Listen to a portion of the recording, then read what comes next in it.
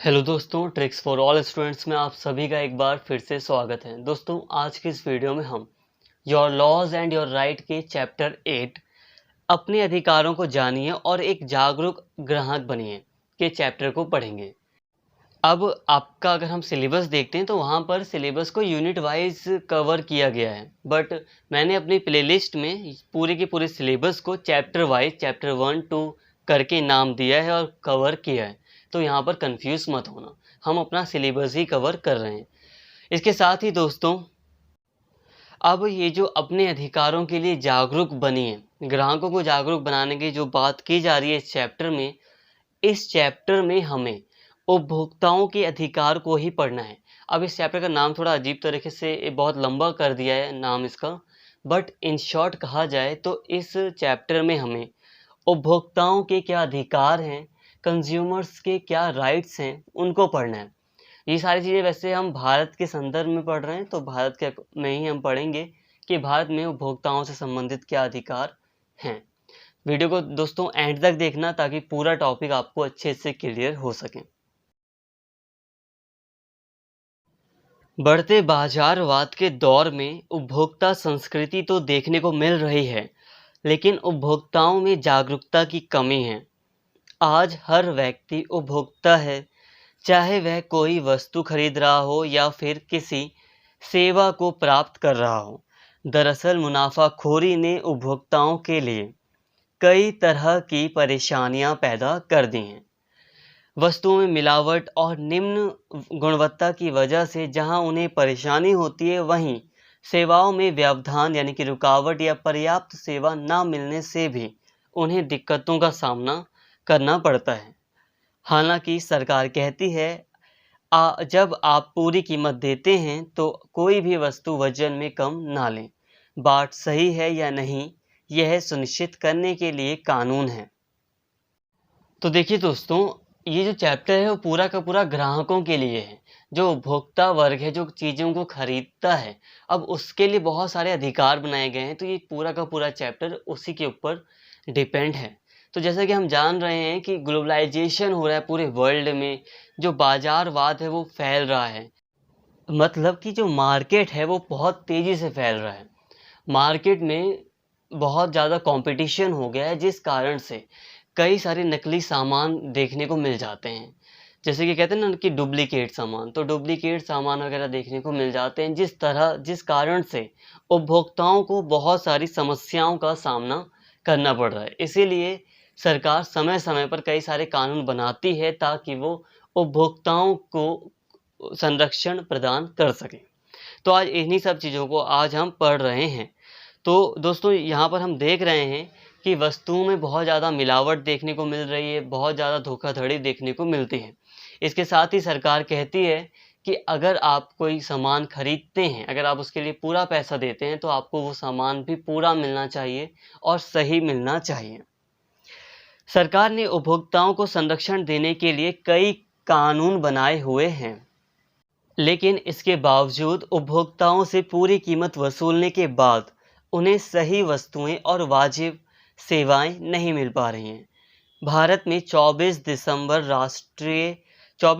राष्ट्रीय उपभोक्ता दिवस के रूप में मनाया जाता है, क्योंकि उपभोक्ताओं को शोषण से बचाने के लिए 24 दिसंबर 1986 को उपभोक्ता संरक्षण अधिनियम 1986 लागू किया गया था। इसके अलावा 15 मार्च को देश में विश्व उपभोक्ता अधिकार दिवस के तौर पर मनाया जाता है। भारत में इसकी शुरुआत 2000 से हुई। अब देखिए दोस्तों, भारत सरकार ने उपभोक्ताओं को संरक्षण देने के लिए कई सारे कानून बनाए हैं। इसके अलावा भारत में 24 दिसंबर को राष्ट्रीय उपभोक्ता दिवस मनाया जाता है, क्योंकि इसी दिन 24 दिसंबर को ही उपभोक्ता संरक्षण अधिनियम बनाया गया था। इसके अलावा 15 मार्च को पूरे देश में विश्व उपभोक्ता अधिकार दिवस मनाया जाता है। ठीक है, 15 मार्च को जो दिन होता है वो पूरे विश्व के लिए उपभोक्ता दिवस, अधिकार दिवस के तौर पर सेलिब्रेट किया जाता है। उपभोक्ता संरक्षण अधिनियम 1986 में उत्पाद और सेवाएं शामिल हैं। उत्पाद वे होते हैं जिनका निर्माण या उत्पादन किया जाता है और जिन्हें थोक विक्रेताओं या खुदरा व्यापारियों द्वारा उपभोक्ताओं को बेचा जाता है। सेवाओं में परिवहन, टेलीफोन, बिजली, निर्माण, बैंकिंग, बीमा, चिकित्सा उपचार आदि शामिल हैं। देखिए दोस्तों, जो ये उपभोक्ता संरक्षण अधिनियम 1986 है, ये एक बहुत बड़ा अधिनियम है भारत के लिए। भारत में इसी अधिनियम के द्वारा उपभोक्ताओं को अधिकार दिए गए हैं। अब इस अधिनियम में उत्पाद और सेवाएं दो चीज़ें शामिल हैं। दोनों का मतलब है, उत्पाद वो चीज़ें हैं जो प्रोडक्ट्स होते हैं, जैसे कि उत्पाद, जैसे कि अब कोई दुकानदार है तो वो आपको कुछ चीज़ दे रहा है, आप किसी दुकान पर गए, उससे कुछ सामान खरीद रहे हैं, तो वो आपको एक उत्पाद बेच रहा है। तो इसमें उत्पाद तो शामिल है, प्रोडक्शन तो शामिल ही है। जो विक्रेता होते हैं वो आपको सामान बेचते हैं। इसके साथ ही कुछ लोग होते हैं जो आपको सेवाएं देते हैं, तो वो भी इसमें शामिल हैं। जैसे कि आप ऑटो या मेट्रो का यूज़ करके अपने कॉलेज जा रहे हो, अपने स्कूल जा रहे हो, तो ये आप सेवाएं ले रहे हो, आप मेट्रो की सेवा ले रहे हो। उससे कोई सामान तो नहीं खरीद रहे, बट उसकी सेवा यूज़ कर रहे हो।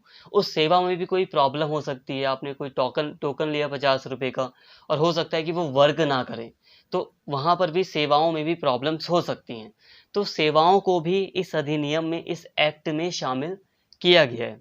आप डॉक्टर के पास गए, डॉक्टर ने देखा वगैरह, आपको दवाई लिख कर दे दी, वो दवाई खुद नहीं दे रहा, बस वो देख रहा है, तो वो आपको सेवा दे रहा है।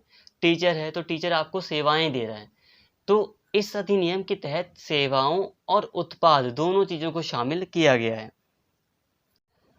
तो जो टेलीफोन, बिजली वगैरह की जो सेवाएं होती हैं, सारी ही चीज़ें सेवाओं में आती हैं।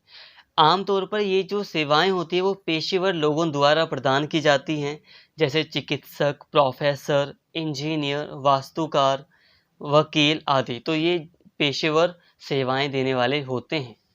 इस अधिनियम के कई सारे उद्देश्य हैं, जिनमें उपभोक्ताओं के हितों और अधिकारों की सुरक्षा, उपभोक्ता संरक्षण परिषदों एवं उपभोक्ता विवाद निपटान अभिकरणों की स्थापना शामिल है। तो देखिए दोस्तों, इस अधिनियम के तहत, इसके वैसे कई सारे उद्देश्य हैं, और इसी अधिनियम के तहत उपभोक्ताओं को संरक्षण देने के लिए उपभोक्ता संरक्षण परिषद और उपभोक्ता विवाद निपटान अभिकरण यानी कि एजेंसी की स्थापना भी करने की बात की गई है। इसी अधिनियम में बात की गई है कि उपभोक्ताओं को संरक्षण देने के लिए एक परिषद होगी, या उपभोक्ताओं का जो विवाद होता है, विवाद उसके निपटारे के लिए एक एजेंसी बनाई जाएगी, एक एजेंसी स्थापित की जाएगी। ये अधिनियम में कहा गया है। उपभोक्ता संरक्षण अधिनियम में यह स्पष्ट किया गया है कि उपभोक्ता कौन है और किन किन सेवाओं को इस कानून के दायरे में लाया जा सकता है। इस अधिनियम के प्रावधानों के मुताबिक किसी भी वस्तु को कीमत देकर प्राप्त करने वाला या निर्धारित राशि का भुगतान कर किसी प्रकार की सेवा प्राप्त करने वाला व्यक्ति उपभोक्ता है। अगर उसे खरीदी गई वस्तु या सेवा में कोई कमी नज़र आती है तो वह जिला उपभोक्ता फोरम की मदद ले सकता है। इस अधिनियम की धारा 2(1) डी के अनुबंध 2 के मुताबिक उपभोक्ता का आशय उस व्यक्ति से है जो किन्हीं सेवाओं को शुल्क की एवज में प्राप्त करता है, लेकिन सर्वोच्च न्यायालय ने 1997 के अपने एक फैसले में कहा कि इस परिभाषा में वे व्यक्ति भी शामिल हो सकते हैं जो इन सेवाओं से लाभान्वित हो रहे हैं। अब देखिए दोस्तों, इस उपभोक्ता संरक्षण अधिनियम में साफ साफ सारी चीज़ें, जो बिल्कुल चीज़ें होती हैं, बातें होती हैं, बिल्कुल क्लियर लिखी हुई हैं। इसमें बिल्कुल क्लियर मेंशन किया गया है कि कौन व्यक्ति उपभोक्ता है, कौन व्यक्ति कंज्यूमर है और कौन व्यक्ति कंज्यूमर नहीं है। तो उपभोक्ता को डिफाइन किया गया है, कहा गया है कि कोई भी व्यक्ति कोई सामान खरीद रहा है तो वो उपभोक्ता है। इसके अलावा कोई व्यक्ति कुछ पैसा देकर कोई सेवा प्राप्त करता है तो वो भी उपभोक्ता है। अगर आप 5 रुपये का बिस्किट खरीद रहे हो तो आप उस टाइम पर एक कंज्यूमर हो, एक उपभोक्ता हो, और अगर आप 50 रुपये देकर मेट्रो में सफ़र कर रहे हो तब भी आप एक उपभोक्ता हो। यह कानून उपभोक्ताओं के लिए एक राहत बनकर आया है। 1986 से पहले उपभोक्ताओं को दीवानी अदालतों के चक्कर लगाने पड़ते थे। इसमें समय के साथ साथ धन भी ज़्यादा खर्च होता था। इसके अलावा उपभोक्ताओं को कई तरह की परेशानियों का सामना करना पड़ता था। इस समस्या से निपटने और उपभोक्ताओं के हितों के संरक्षण के लिए संसद ने जिला स्तर पर, राज्य स्तर पर और राष्ट्रीय स्तर पर विवाद पारितोष अभिकरणों की स्थापना का प्रस्ताव पारित किया। ये पूरे देश में लागू है। इस अधिनियम के तहत 3 स्तरों पर अभिकरण का मतलब है एजेंसी, तो 3 स्तरों पर एजेंसी की स्थापना की गई है। जिला स्तर पर जिला मंच, राज्य स्तर पर राज्य आयोग और राष्ट्रीय स्तर पर नेशनल लेवल पर राष्ट्रीय आयोग। तो देखिए दोस्तों, जब ये एक अधिनियम नहीं आया था, जब ये कानून नहीं बना था, तो उससे पहले जो व्यक्ति था, जो उपभोक्ता था, अगर उसे कोई परेशानी होती थी तो वो अदालत में जाता था। जो दीवानी अदालत होते हैं, दीवानी अदालत मतलब जहाँ पर क्रिमिनल केसेस नहीं लड़े जाते हैं, उसके अलावा क्रिमिनल केसेस के अलावा जो भी केस होता है वो दीवानी अदालत में जाता है। तो दीवानी अदालत में व्यक्ति को जाना पड़ता था, वहाँ उसके चक्कर लगाने पड़ते थे, मतलब एक अदालत से उसे इंसाफ मांगना पड़ता था। और इसमें काफ़ी लंबा समय लगता है, क्योंकि जो दीवानी अदालत होती है उसके पास पहले से ही कई सारे काम होते हैं। इसके अलावा वहाँ पे वकील होता है, आना जाना, इसके अलावा वहाँ कोर्ट के बार बार चक्कर लगाना, उसकी अलग अलग फ़ीस भी होती है। तो कई सारी चीज़ें होती हैं जिसमें बहुत ज़्यादा टाइम लगता है, पैसा लगता है। और कोई अलग से अगर अभिकरण नहीं था तो काफ़ी दिक्कत होती थी पहले। बट इस कानून के तहत काफ़ी 3 स्तर पर एक एजेंसीज़ की स्थापना कर दी, जो कि सिर्फ़ और सिर्फ़ कंज़्यूमर से संबंधित विवाद को ही देखेगी। तो इससे इन विवादों को सॉल्व करना भी आसान हो गया और उपभोक्ताओं के लिए भी ये काफ़ी ईज़ी हो गया कि अब वो जहाँ पर वो अपनी शिकायत करेंगे, वो उसकी शिकायत को आसानी से समझेंगे और उसका जल्द से जल्द निपटान कर देंगे। तो अब ये जो एजेंसीज़ बनाई गई उपभोक्ता संरक्षण अधिनियम के तहत, अब इनके द्वारा काफ़ी आसानी से ये जो उपभोक्ता से संबंधित शिकायतें होती हैं, काफ़ी आसानी से हल कर दी जाती हैं। आसानी का मतलब है कि कम समय में और कम खर्च पर काफ़ी जल्दी यहाँ पर जो मुकदमा होता है वो सॉल्व हो जाता है। अब उपभोक्ताओं को वकील नियुक्त करने की ज़रूरत नहीं है। उन्हें अदालत की फ़ीस भी नहीं देनी पड़ती। इन अभिकरणों यानी कि एजेंसियों द्वारा, संस्थाओं द्वारा उपभोक्ता का विवाद निपटाने की सेवा पूरी तरह निःशुल्क है। बिना किसी फ़ीस के यहाँ पर विवाद सॉल्व किया जाता है। जो भी कॉन्फ्लिक्ट होता है उसको सॉल्व किया जाता है। इन तीनों अभिकरणों को 2 प्रकार के अधिकार हासिल हैं। अब जो यहाँ पे 3 अभिकरण मतलब 3 संस्थाएं हैं। एक जिला मंच हो गया, जिला फोरम जिसे कहते हैं नॉर्मली। दूसरा राज्य आयोग हो गया, जो राज्य स्तर पर है उपभोक्ताओं के लिए। और तीसरा जो नेशनल स्तर पर है, राष्ट्रीय आयोग। तो ये जो 3 अभिकरण हैं, इनको 2 प्रकार के अधिकार हासिल हैं, 2 प्रकार के अधिकार इनको दिए गए हैं। पहला अधिकार धन से संबंधित है। धन का मतलब आपको पता होगा कि मतलब जुर्माना वगैरह लगा सकते हैं ये लोग, तो धन से संबंधित अधिकार है। दूसरा अधिकार है क्षेत्रीय अधिकार।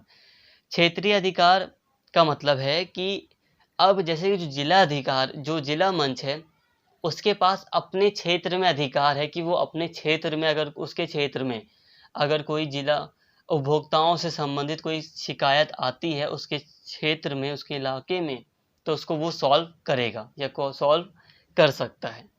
इसी तरह राज्य के पास अपनी क्षेत्रीय शक्ति है कि वो अपने क्षेत्र के अंतर्गत जितनी भी उपभोक्ताओं से संबंधित शिकायतें हैं वो दर्ज कर सकता है।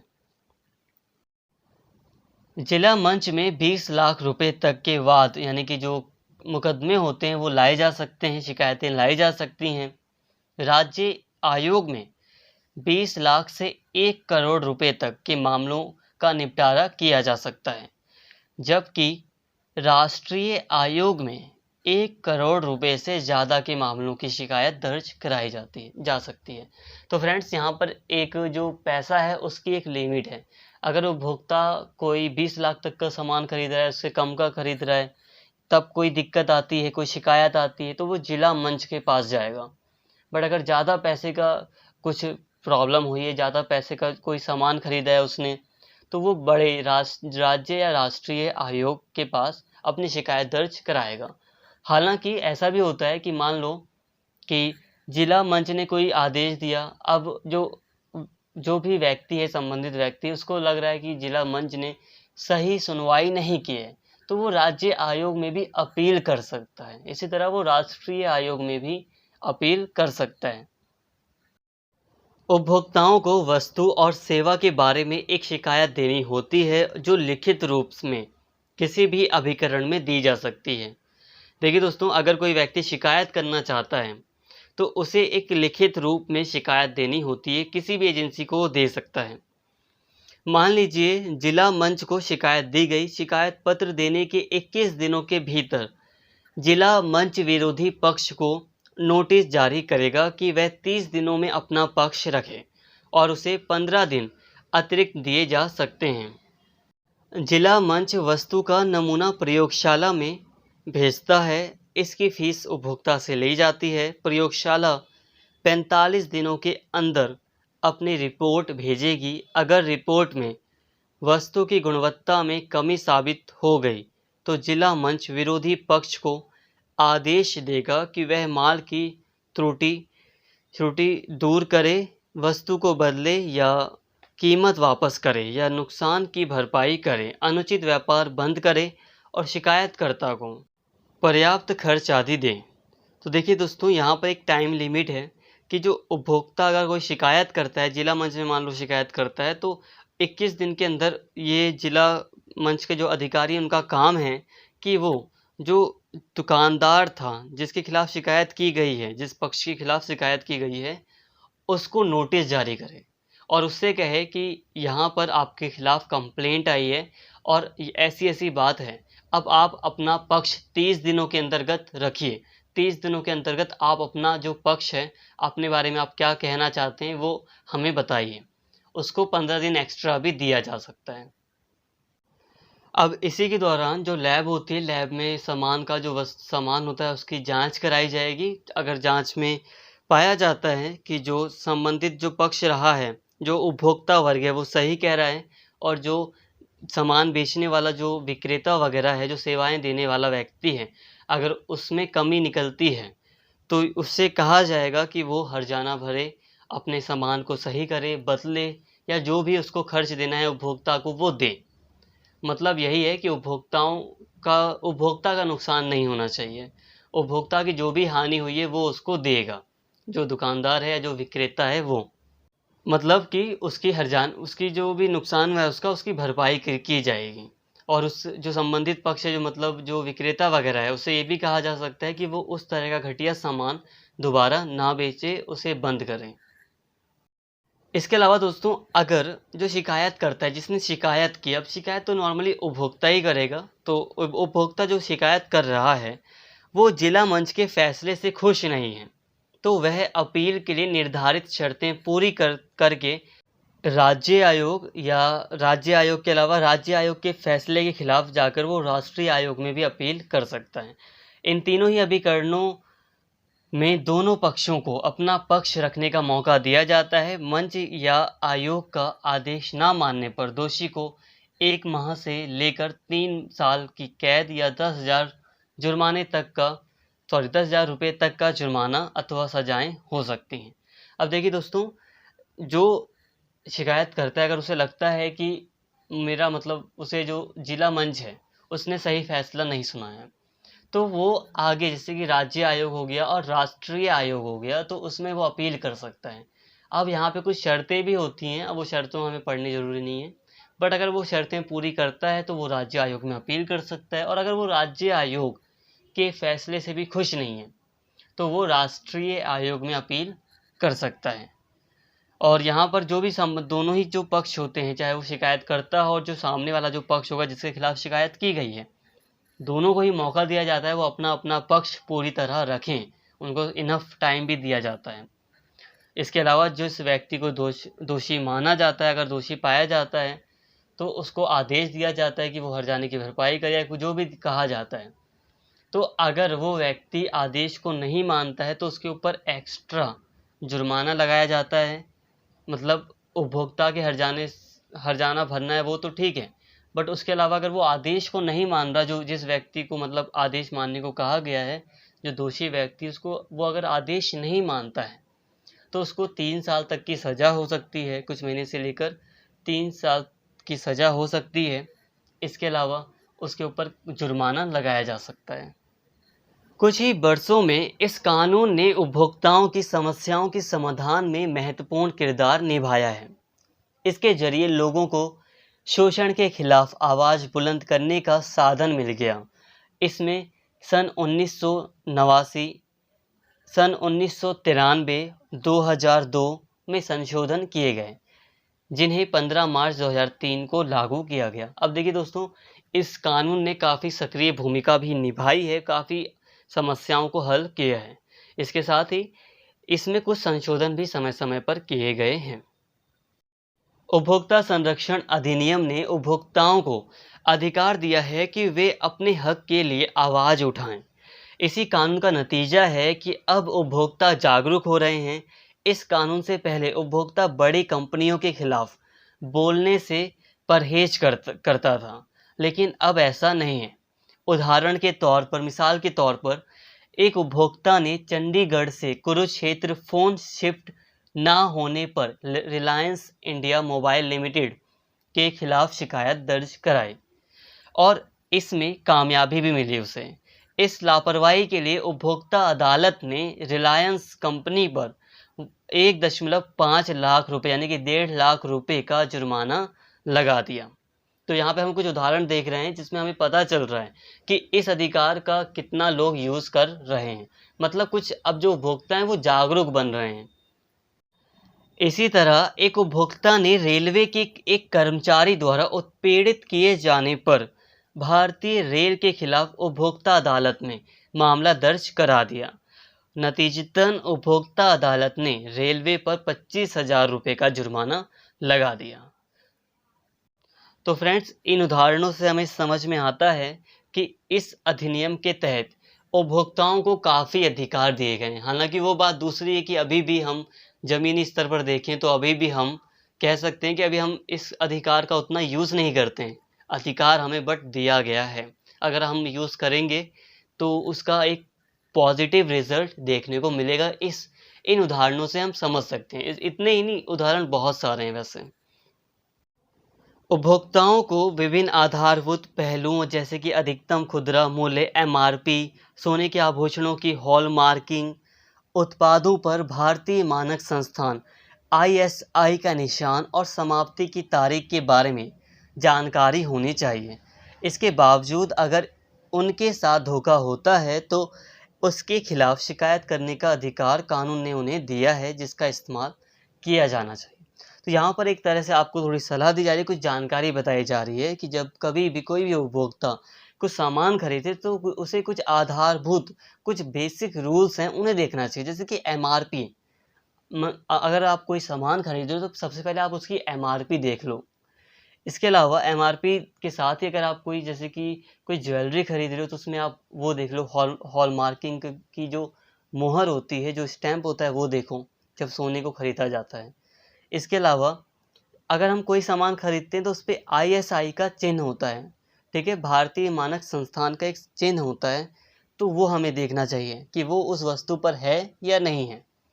इसके अलावा इन सबसे भी बढ़कर कहूँगा मैं इसे कि अगर हम कोई खाने पीने की चीज़ खरीद रहे हैं तो उसमें सबसे पहले हमें देखना चाहिए कि ये इसकी मैग्नीफाइंग डेट कब है, मतलब ये बना कब था।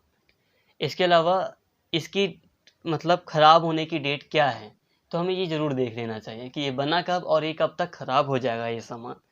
और अगर ये सारी चीज़ें हम देख लेंगे तो वैसे भी हम थोड़ा-सा मतलब जागरूक रहेंगे, हमें थोड़ा सही सामान मिलने के चांस हैं। बट इन सब के अलावा भी अगर धोखाधड़ी होती है तो सबसे हमें शिकायत करनी चाहिए, अपने अधिकार का प्रयोग करना चाहिए। बट दोस्तों, अभी चैप्टर ख़त्म नहीं हुआ है, ये मत सोचना आप चैप्टर ख़त्म हो रहा है, ये कोई कंक्लूज़न नहीं है, ये चैप्टर का एक हिस्सा है। काफ़ी कुछ बातें हमने कर ली, बहुत अच्छी बात है। बट अभी हमें मेन टॉपिक जो हमारा है, उपभोक्ता संरक्षण अधिनियम 1986 के अंतर्गत जो उपभोक्ताओं को अधिकार दिया गया है, इसको पढ़ना है। जितना भी अभी हमने पढ़ा ये बेकार तो नहीं था, बहुत सारी चीज़ें जो पढ़नी थी वही हैं। बट फिर भी अभी एक इम्पॉर्टेंट टॉपिक बचा है, वो है कि उपभोक्ता से संबंधित जो 1986 का अधिनियम है वो उपभोक्ताओं को कौन कौन से अधिकार दे रहा है। इस टॉपिक को अब हम पढ़ रहे हैं। सारी जो चीज़ें हैं वो आपके सिलेबस, जिस भी एग्ज़ाम, जो भी आप एग्ज़ाम दे रहे हैं उसके सिलेबस के अकॉर्डिंग ही कही जा रही हैं, बताई जा रही हैं। तो सारी चीज़ें आप इम्पॉर्टेंट हैं। तो अब हम बात करते हैं rights of consumer under the consumer protection act 1986। अब इस अधिनियम के तहत निम्नलिखित उपभोक्ता अधिकारों का वर्णन किया गया है। तो कई सारे अधिकार दिए गए हैं, जिसमें से पहला है घातक वस्तुओं के विरुद्ध सुरक्षा का अधिकार। उपभोक्ता का प्रथम अधिकार सुरक्षा का अधिकार है। उसे ऐसी वस्तुओं एवं सेवाओं से सुरक्षा प्राप्त करने का अधिकार है जिनसे उसके शरीर एवं संपत्ति को हानि पहुंचती हो।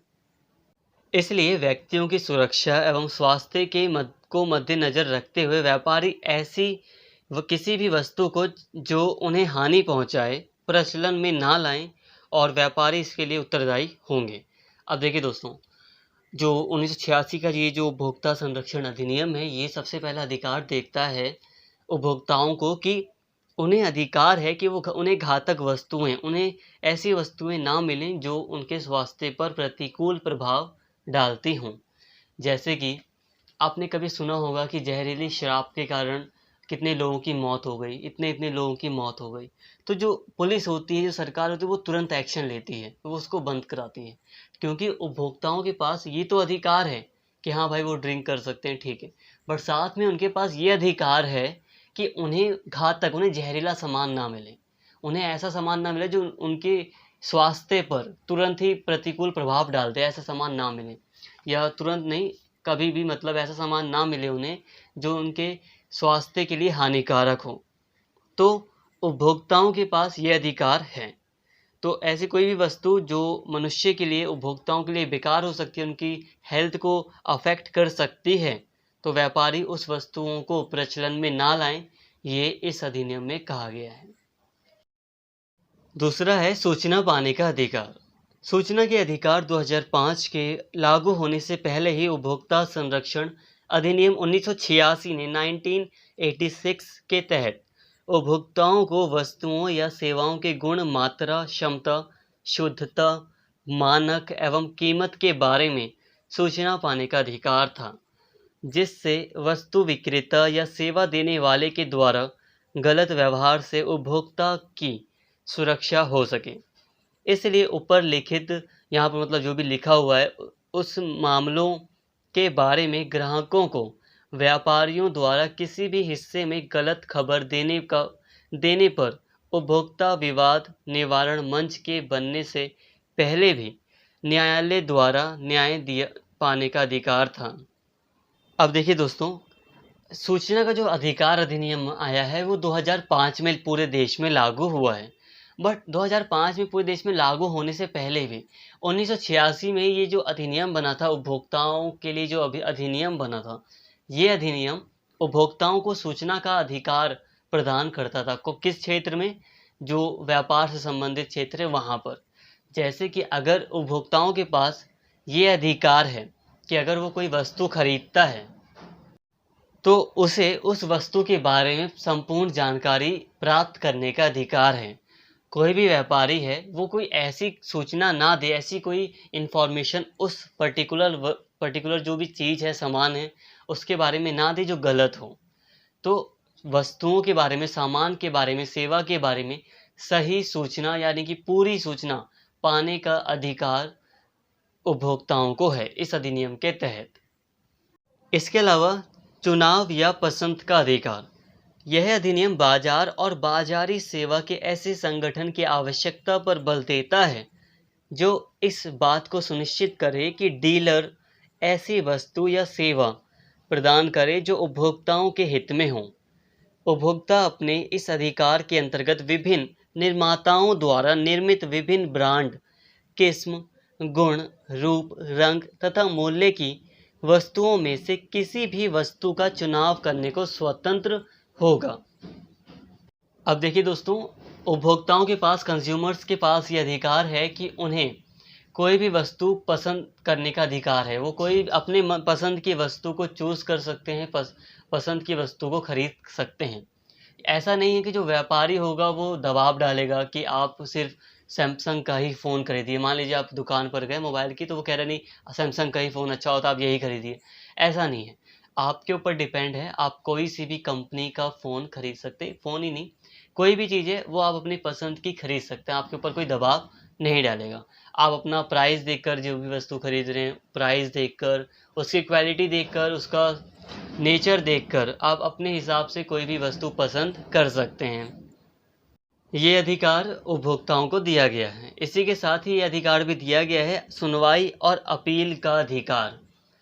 उपभोक्ताओं को यानी कि कंज्यूमर्स को अपने हितों को प्रभावित करने वाली सभी बातों को उपयुक्त मंच के समक्ष प्रस्तुत करने का अधिकार है।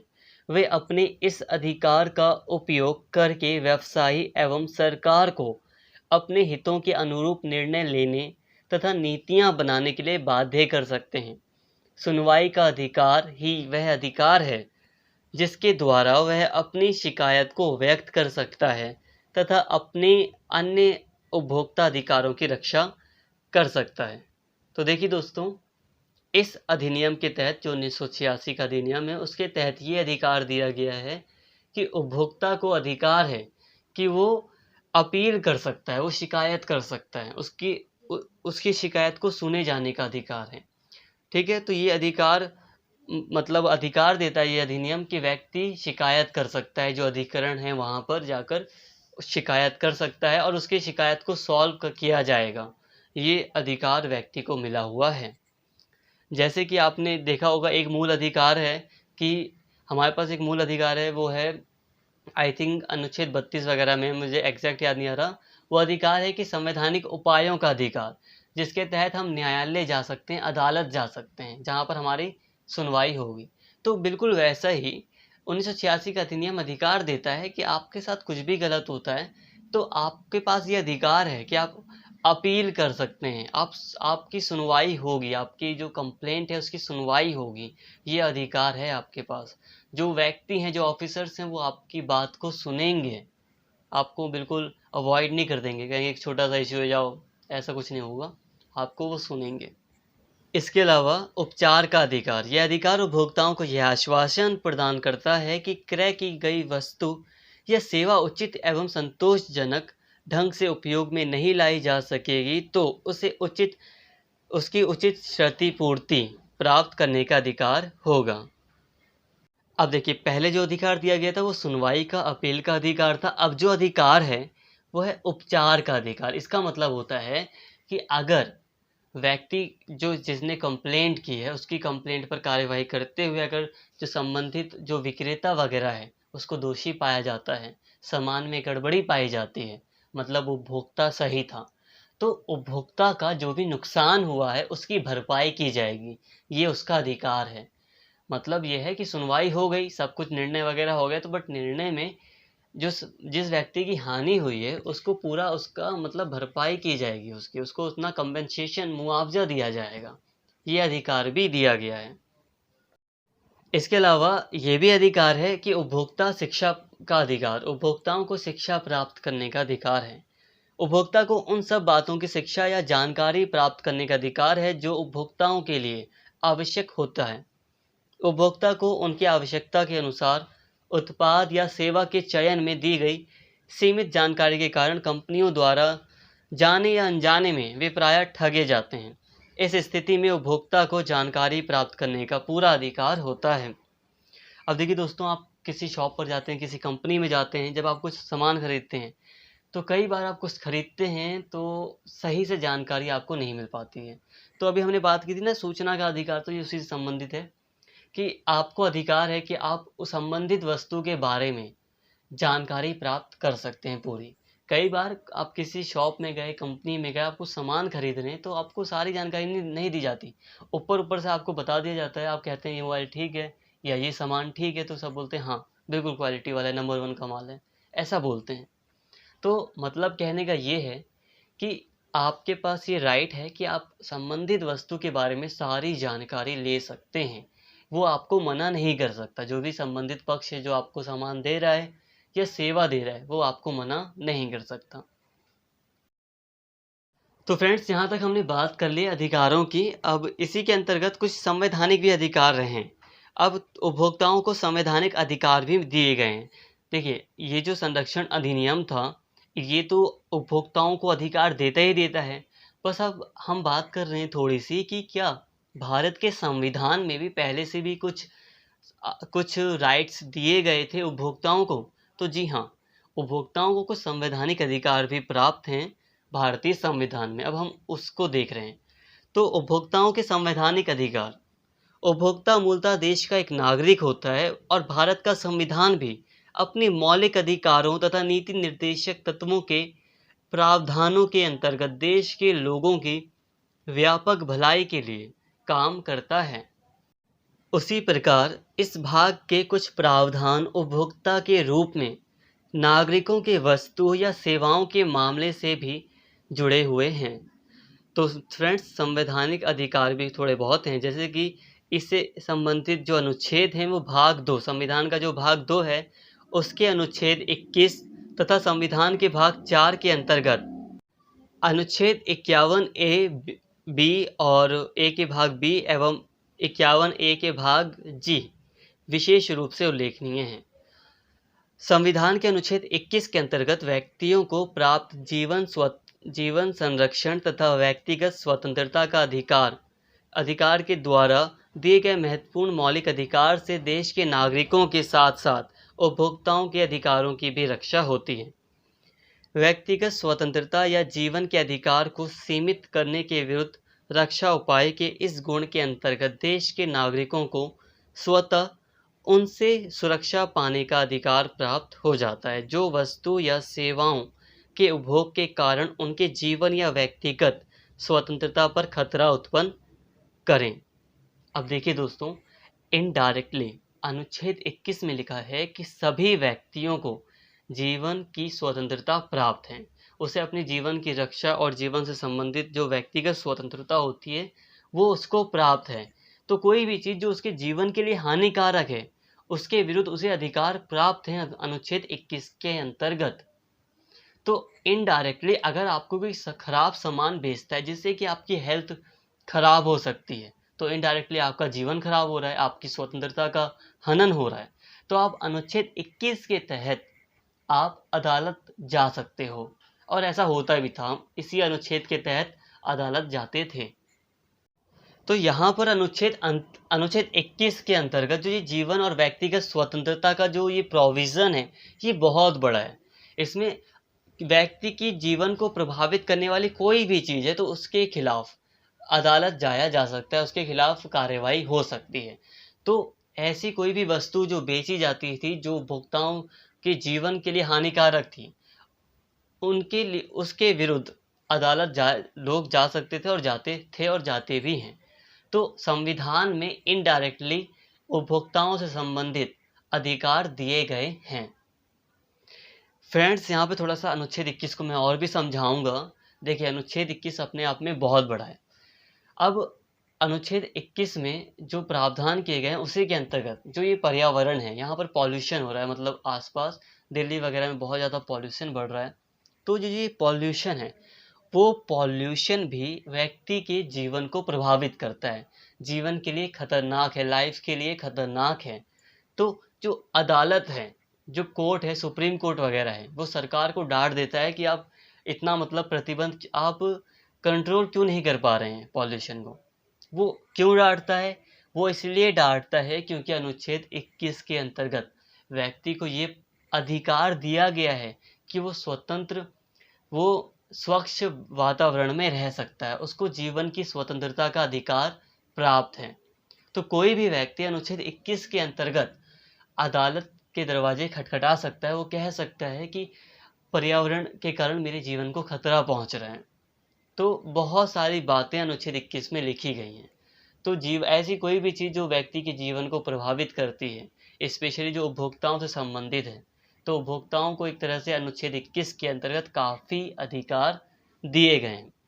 अब अगर कोई बहुत लोग कंफ्यूज हो गए होंगे अनुच्छेद 21 को लेकर, तो कोई बात नहीं, आप इसको अवॉइड भी कर सकते हैं। बाकी क्योंकि इसको अगर आप अवॉइड कर देंगे तब भी आपके पास इतने नोट्स बन जाते हैं जिससे आप अपने आंसर राइटिंग काफ़ी अच्छी कर सकते हैं। बट फिर भी कंफ्यूज मत होइए, भारतीय संविधान के अंतर्गत भी अनुच्छेद 21 के अंतर्गत भी उपभोक्ताओं को कुछ अधिकार दिए गए थे, जिसकी अभी हमने बात कर ली। तो दोस्तों, उपभोक्ताओं से संबंधित अधिकार को हमने देख लिया, काफ़ी सारी बातों को कर लिया, जिससे कि हमारा पूरा टॉपिक खत्म ही होता है। कंक्लूज़न देखें तो अब आज के ज़मीनी स्तर पर अगर हम बात करें तो बहुत सारी समस्याएं आज भी हम देखते हैं कि जहरीली शराब बेची जा रही हैं। आए दिन हम देख सकते हैं, न्यूज़ में आते रहते हैं कि इतने लोग जहरीली शराब पीकर मर गए। इसके अलावा बहुत सारी चीज़ें जैसे कि एमआरपी हो गया, तो हम देखते हैं कि ठीक है, एमआरपी के अकॉर्डिंग हम पे करेंगे कुछ भी पैसा, ठीक है। बट कई चीज़ों पर इतनी ज़्यादा एमआरपी डाल दी जाती है जिससे कि व्यक्ति कन्फ्यूज़ हो जाता है, क्या इतना इसका रेट होना चाहिए? अगर हम तेल वगैरह की एमआरपी देखें तो वो बहुत ज़्यादा होती है, उस पर हमें थोड़ा सा डिस्काउंट भी मिल जाता है, तो अलग अलग दुकानदार उसे अलग अलग रेट पर बेचते हैं। दवाइयों की एमआरपी की बात करें तो कोई देखता ही नहीं है उसकी एमआरपी, वैसे भी ज़्यादा भी लिख देते हैं और उसकी एमआरपी हमें कभी बताई ही नहीं जाती है, एक सही बिल भी नहीं दिया जाता। इस तो बहुत सारी समस्याएं भी हैं, बट हाँ, अधिकार भी दिए गए हैं हमें बहुत सारे। तो अगर हम अपने अधिकारों का यूज़ करते हैं, जागरूकता फैलती है समाज में, तो काफ़ी जो बेकार सामानों की बिक्री है, जो धोखाधड़ी वगैरह होती है, इन पर प्रतिबंध लगेगा, इन पर रोक लगेगी। तो समाज में अभी भी जागरूकता की आवश्यकता है। जागो ग्राहक जागो जैसे कई सारे अभियान, कई सारे स्लोगन सरकार के द्वारा दिए जाते हैं, जिन पर हमें अमल करने की ज़रूरत है। तो फ्रेंड्स, यहीं पर वीडियो को स्टॉप करते हैं। आज यहीं पर आपका पूरा का पूरा सिलेबस ख़त्म होता है। वैसे कि ये टॉपिक ऐसा है, इस पर और भी बातें की जा सकती हैं, बट फिर भी सिलेबस के अकॉर्डिंग, एक स्टूडेंट के सिलेबस के अगर हम हिसाब से देखें तो यहाँ तक इनफ होगा। तो आज की इस वीडियो में फ़िलहाल इतना ही, और अगर आपको वीडियो अच्छी लगी हो तो प्लीज़ चैनल को सब्सक्राइब कर लेना और इस वीडियो को ज़्यादा से ज़्यादा शेयर करना, लाइक करना। Thank you.